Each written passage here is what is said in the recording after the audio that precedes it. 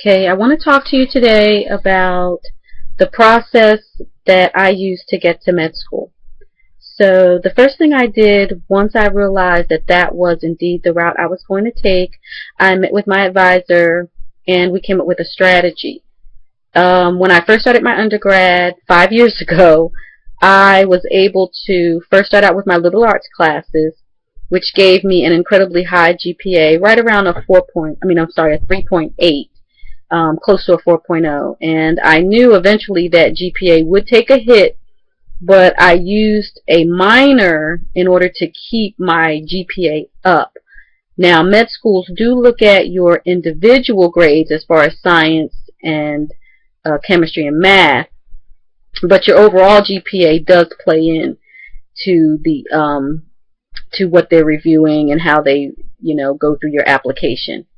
So what I finally decided to do was I took sociology as a minor, biology was my major, and I decided to go throughout the entire year. First summer, second summer, and fall and spring. And what that did was allow me to be able to break up my courses so that I wasn't taking biology, physics, and chemistry all at the same time. So I ended up taking my math in the summer, which allowed me to focus on those and really get a good grade in my math. And then I took physics in the summer as well. And I was able to, get a really good grade on my physics. So in the fall and spring, I focused specifically on science and chemistry. So that gave me a really good GPA when it came time to apply to medical school.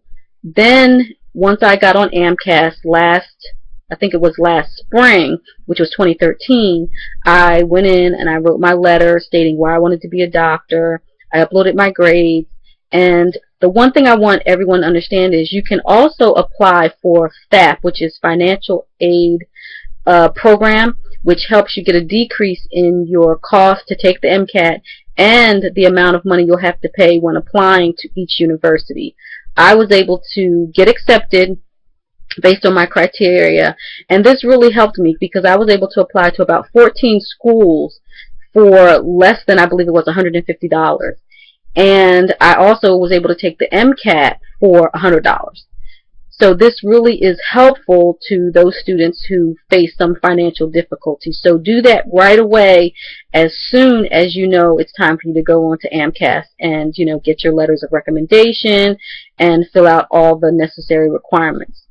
The other thing I wanted to talk to you about was in between, now that I took the MCAT once, I did not get the score that I really had hoped for, so I am going to take it again this summer. I had to fill out another FAP application to get the financing so I wouldn't have to pay full price for the MCAT, which I just got my approval letter today. I saw it on the internet, so I got it today, and that's going to really help me. So I've been studying for about another month, and I'm going to take it again because I do want to have options. I did get accepted to a Caribbean school, which is a great school. It's UMHS, University of Medicine and Health Sciences, and they're really good. I mean, there's a lot of doctors throughout the world, and they're just as good as U.S. doctors. We all take the USMLE so that we can practice in the United States. So don't be afraid to go and apply to foreign medical schools. Because ultimately, the goal is to become a doctor. And the criteria in the U.S. is very stringent and very competitive. And I've since learned that a lot of the schools in the world don't always adhere to the standardized testing formula that we have here in the United States. And so when I applied to the Caribbean schools, the MCAT was considered, but it wasn't the deciding factor. They really look at your overall performance throughout your 4 to 5 years of undergraduate work, what you've done, what your science and math GPA is separately, and what your overall GPA is. In addition to that, Caribbean schools have extended programs for those people who may struggle a little bit. You can extend your education for an extra semester, which means you don't get as many courses all at the same time. So their goal is to really help you become a doctor, and they gear it toward those people who desire to become a doctor, but you don't want that rigorous we're going to weed you out in the first year type of program.